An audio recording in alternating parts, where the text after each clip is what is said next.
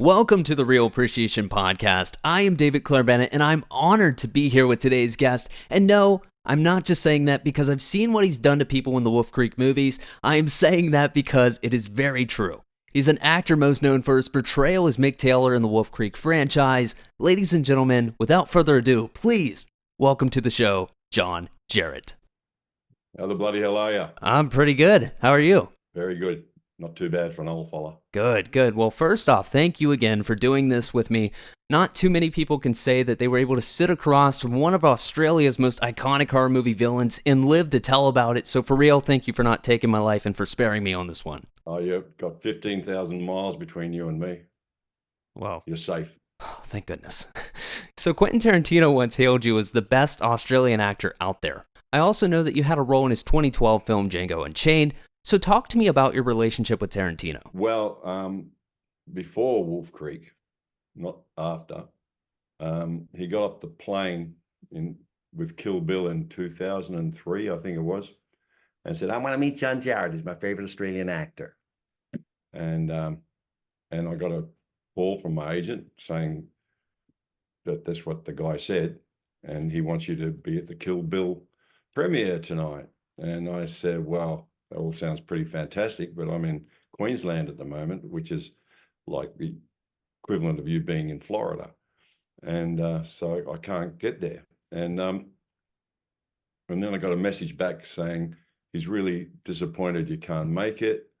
Would you be open to fly to Sydney tomorrow and have a drink with him at Circular Quay at the hotel he was staying at? And I said, oh, hang on, I'll just look at the diary. Yeah, I'm fine. Yeah. So, yeah, of course I did. And so I went and met him, and we had a drink, and he's got a photographic memory, and he knows more about Australian movies than I do. And he asked me questions about the films that he really liked of mine. One was a horror film called Next of Kin, which he absolutely loved. And another one called Dark Age was about a rogue crocodile that eats a kid and a few other things, which I didn't think was very good, but he loves it. And he's the only person with a 35mm print on the planet. And when he came over to Australia on one of his visits with his movies, he played it in one of our big old school cinemas, the Cremorne Orpheum. Yeah. So that's, and then he saw Wolf Creek, and it's one of his favorite horror films of all time. And then I met him again, and every time he came over with a film, he invited me along. So we got to know each other a bit, and he had a Wolf Creek poster, and he says, "Here, John, sign this," and none of this best wishes bullshit, you know. So I did that, and then I was going to be in oh heck, where he plays the guy's a stuntman in it. It was a double bill film. What's the name of it? Where they're in the stunt cars. It doesn't ring a bell? Nah, I don't remember that one. Anyway, I was going to be in that, and I was going to run the Dingo Bar in LA, and I was going to be an Aussie barman. And then he changed his mind and said the Aussie thing doesn't really work. He put it in there just so he could get me to be in it, but it said it's got to be an LA diner or something. So he changed it back, and guess who played the barman? He did. And anyway, he placed to type, even though I could sure in hell do all your accents. Oh yes, sir, Bob. But you know, he likes to cast a type, so I had to play an Australian to be in his movie, and so that's how it all happened. Yeah, That's amazing, man. I think a fun fact that a lot of people might be surprised to hear about you is that you're not the biggest fan of horror movies. Is that right? I'm a big fan of horror movies, just not the bullshit ones. Okay, your IMDb page says that. That's why I asked. I love Psycho because the bad guy just acts, is an actor. I like Cape Fear because both Robert Mitchum, I like both of them, Robert Mitchum and De Niro are just acting. Hannibal Lecter, because the guys are just acting. And most of those films can actually happen. I hate zombie movies. They fall into pieces. They walk slower than your nana, and you're supposed to be scared of them. I think Mick Taylor would just have a field day, just taking them apart all day, just for something fun to do while he eats an apple. And then when they put themselves back together and mow them down again, just Saturday afternoon fun. No, so I don't like people who wear leather masks and Freddy Krueger masks. I like people who can act in horror movies, and they're my favorite horror movies. Yeah, I'm not scared of anything because my dad was a coal miner. He was 5'9" and weighed about I don't know what it is in pounds, but he weighed about 90 odd kilos, and he was a coal miner. And after him, no one scared me. take my old man on, you'd run second best. Mick Taylor's based on my father. Really? Not a psychopath or a serial killer. He was a lovely bloke, but he was a tough guy, and he was very funny. And he was built like a brick shithouse, as we say in Australia. Big, solid guy. Well, there's something authentic, like you said, about movies that can genuinely scare you, not because of a mask or something supernatural or zombie-like, but because, hey, that person has a face of an everyday friend, a neighbor, somebody that I could see, and that's what's scary, is that it could actually happen to you. Yeah. Well, anyone who knew Mick Taylor socially would probably meet him out in a bar and say, "Oh, Mick's in. Oh, we're going to have a bit of a laugh tonight. He's going to have a few beers and a few jokes. Good bloke, nice guy. Great to be around. Funny bastard. Don't mess with him, though. He'll punch your nose out, But that's as far as it would go. No one would know he was a serial killer." Speaking of Mick Taylor, there's a lot of buzz right now on the internet about Wolf Creek. Wolf Creek 3 in particular, not sure what you're allowed to say, but I've got to at least ask, can you confirm or deny the rumors if we are getting a Wolf Creek 3? Oh, it was launched last Saturday. It's gone public. It's Okay. definitely happening. And we're hoping to start filming in around February, March, somewhere there. And I'm back in the gym. I'm trying to get the muscles back up. Look good, looking good. And close. And I don't think I look 72. I think I can still pull Mick off pretty well.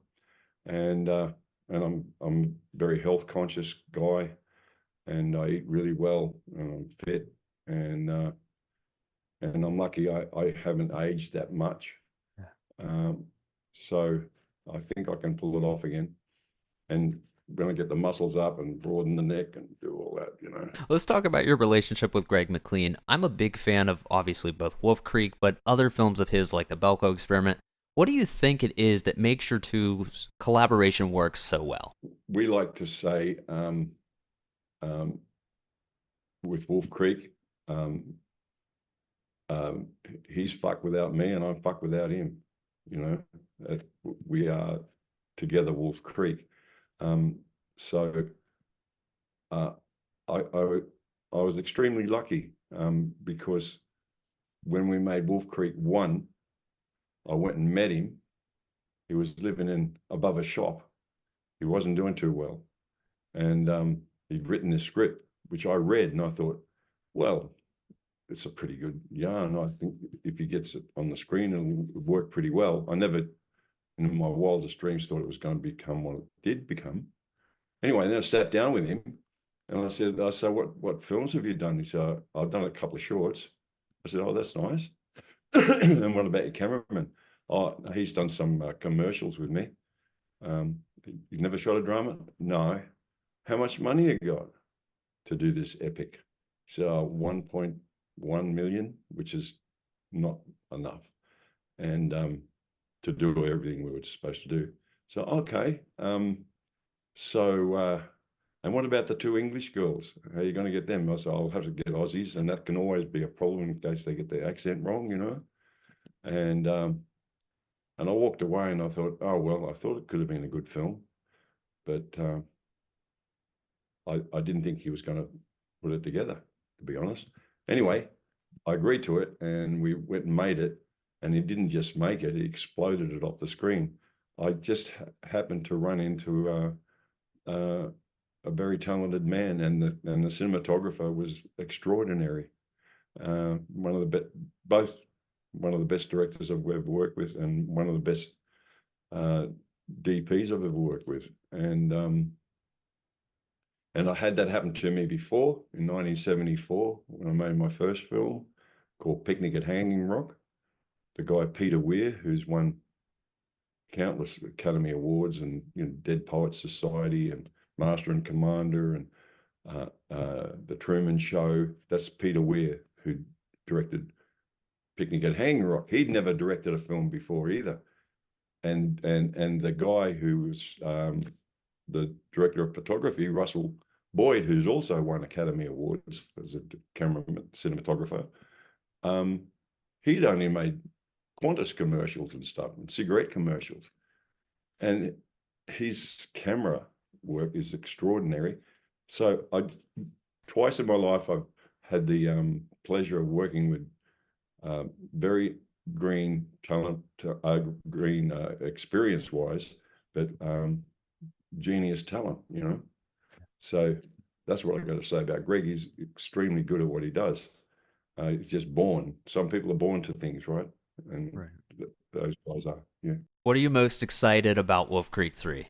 I'm just because it's dark and creepy again. It's more like the first one, which with the second one we had a bit of fun, and cracked a few jokes, and but it was still pretty bloody good. But the first one is the dark, creepy thing is I think the ultimate when it comes to playing Mick, just creeping up and being scary a lot. He never runs, never yells, never dies. The reason I bring all this Wolf Creek talk up is I've been seeing so much love from myself included online. Just everyone's going crazy. They're super happy to see you back and happy to see everyone back. And I bring this up as there's this guy on Twitter, X, whatever you want to call it, and he makes these incredible concept movie posters for a lot of horror movies. I think he's actually gone on to work with some pretty big professional people. And he made one for Wolf Creek 3. I'll have to show you some of his work sometime. But he made one, and dude, it's been almost 2 decades or so since the first one. And how crazy is to see so much of a cultural impact this movie alone has made on people almost 20 years later. How crazy is that to see? Yeah. Well, you got my email. Send it. His name's Creepy Duck Design. He's a great artist. Well, send it through to me, and I'll send it on to Greg. See what he thinks. Yeah. So what was the question? Sorry. How crazy is to see how much love you guys are getting almost 20 years later? Yeah. Well, it augurs well for COVID stuffed things up, right? Because we looked like getting going, and COVID fell over because we couldn't make it, right. And it took a while to pick it all back up again and put it out again, and so it's ended up taking a lot longer than we'd hoped, right? And we thought, wow, it's like 2014 Wolf Creek 2 movie, and we had the series as well on streaming, but so there's a lot of years between the 2 movies, like it was the Wolf Creek 1 and Wolf Creek 2 were 10 years apart too. So, and we thought, oh, this is going to be detrimental. Everyone will be, bored by it, and may have missed the boat. But I think it's worked the other way. I think everyone is so hanging for it, and I don't look like Methuselah, so I can pull it off, and I'm still really healthy. So I think that it's going to go really, really well. I have a feeling that if we get the film right, it'll go off. When are they hoping for it to be released? Do you know any of that yet? Oh, well, you just the most sensible thing to do would be to make it next year, and you wouldn't put it out till November, and you get the Christmas crowd for sure, even if it's ready before that. So I think they'd be aiming for Christmas 25, Wow. bring it out like November or something like that. First one was released in the States on Christmas Eve in 2025 and 2005. Wow. So I think that's the way it'll go. Yeah. It'll definitely be a Wolf Creek Christmas, hopefully if all goes well. But hey, as we wind down here, this show is so big on gratitude and self-love and care. And every day when I wake up and before I go to bed, I tell myself, John, 3 things that I'm grateful for. So with that being said, I'd like to ask you, what are 3 things you are grateful for in your life right now? 3 things I'm grateful for: my health, my wife, and the next 30 years of my life. You're going to get to the big one, 3 digits. I got to get to 102. Because my youngest child, Riley, he was born when I was 51, and I want to be 102, at least 102 before I die, so that I can see where he got to by the time he was 51. I think I would have seen enough of his life to die happy. That's a beautiful answer, man. I want to be respectful of your time here, but I got one more question, a deep question for you, if you will. When it's all said and done, what do you want your legacy to be? That he was a good man and one hell of an actor. I love that, man. Where can people find you online? At Real John Jarratt on Instagram, and that's about it, really. I'm a techno peasant. I don't even do it. I text my management and they put everything up. Love it. Yeah, the only thing I'm good at with computers is writing scripts on them and sending emails. That's about it. But I can build you a really nice desk because I'm a builder as well. Are you? Most of you technical bastards out there couldn't build a desk, could you? Yeah. I could build you one to put your laptop on. I will go ahead and link John's socials in the description below. Dude, this has been so awesome. And hey, make sure you follow John online, and I will make sure all that's put down there. And stay tuned for Wolf Creek 3 news because, John, we are all, and I speak for all the horror fans, we are all super excited and super stoked. And hey, if you find yourself in front of a truck being driven by Mick Taylor, well, good luck. Thank you again for your time, man. This was so much fun. I appreciate you a lot. Thank you so much. All the very best to you.